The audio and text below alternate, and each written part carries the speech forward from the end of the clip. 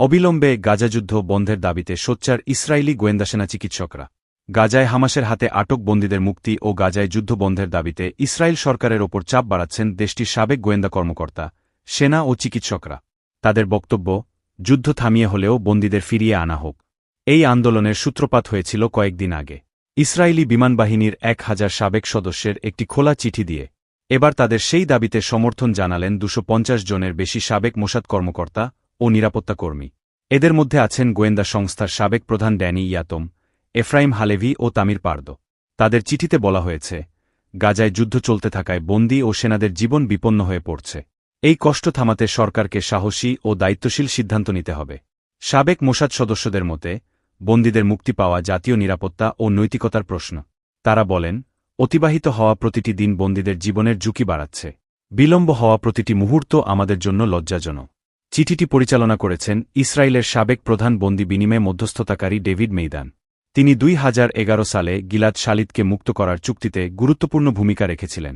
এদিকে গাজা যুদ্ধ বন্ধ করে বন্দীদের ফিরিয়ে আনার আহ্বানে তাদের সঙ্গে সামিল হয়েছেন ইসরায়েলের 200 সামরিক চিকিৎসক ও 1000 শিক্ষাবিদ।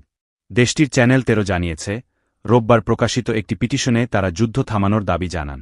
চিকিৎসকরা বলেন, আমরা সেনাবাহিনীর বিভিন্ন ইউনিটে রিজার্ভ চিকিৎসক হিসেবে কাজ করি। আমরা দাবি করছি, গাজা যুদ্ধ অবিলম্বে থামাতে হবে এবং বন্দীদের ফিরিয়ে আনতে হবে।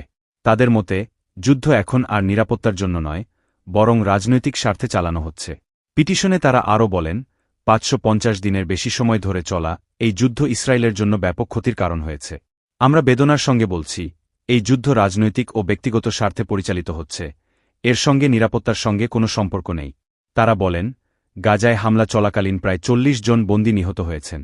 আমরা চিকিৎসক হিসেবে জীবনের পবিত্রতায় বিশ্বাস করি। যুদ্ধ চালিয়ে যাওয়া ও বন্দীদের পরিত্যাগ করা আমাদের নৈতিকতার পরিপন্থী।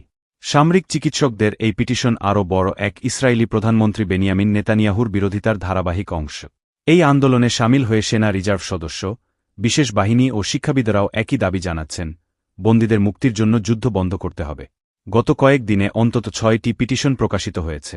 যারা ইতোমধ্যেই যুদ্ধবিরোধী পিটিশনে স্বাক্ষর করেছেন, তাদের মধ্যে রয়েছেন বিমানবাহিনীর 1000 রিজার্ভ সদস্য, প্রায় 1000 শিক্ষাবিদ, সাজোয়া বাহিনী, নৌবাহিনী, 8200 ইউনিট, প্যারাট্রুপার্স 13তম ব্যাটালিয়ন, শালদাগ, শায়রেট মাতকাল এবং মোরান ইউনিটের সদস্যরা।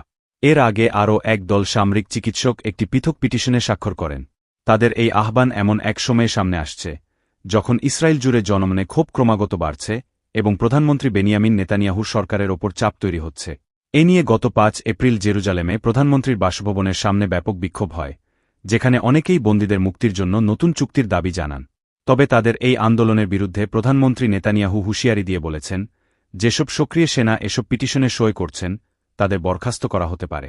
ইসরায়েল গত 18 মার্চ থেকে গাজায় আবারও হামলা শুরু করে এবং 19 জানুয়ারির যুদ্ধবিরতি ও বন্দি বিনিময়ের চুক্তি ভেঙে দেয়।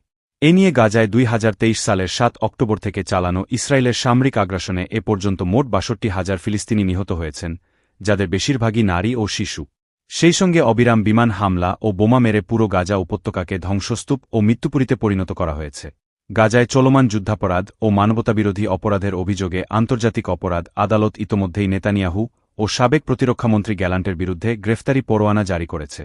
এছাড়াও ইসরায়েলের বিরুদ্ধে আন্তর্জাতিক বিচার আদালতে গণহত্যার মামলাও চলছে। সূত্র, টাইমস অব ইসরায়েল ও আনাদোলু।